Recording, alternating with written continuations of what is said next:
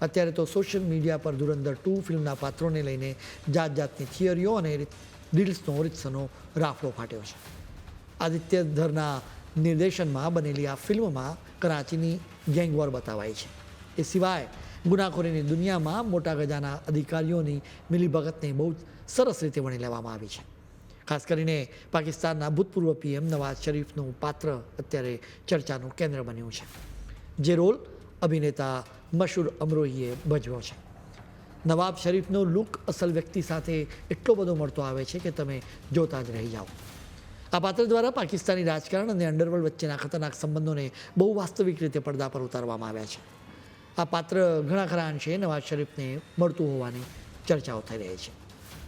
આ ફિલ્મમાં બડે સાહેબનું પાત્ર વાસ્તવમાં દાઉદ ઇબ્રાહિમ પર આધારિત હોવાનું મનાય છે. આ પાત્ર ફિલ્મમાં પડછાયાની જેમ પડદા પાછળ રહીને દોરી સંચાર કરે છે. આ મહત્વનો રોલ દાનિશ ઇકબાલે ભજવ્યો છે. વર્ષ 2004થી 2008ના સમયગાળા પર આધારિત આ ફિલ્મમાં બતાવાયું છે કે કેવી રીતે પાકિસ્તાનમાં બેસીને આ ડોન ભારતમાં પોતાના કનેક્શન દ્વારા આતંકી હુમલાઓ કરાવતો હતો.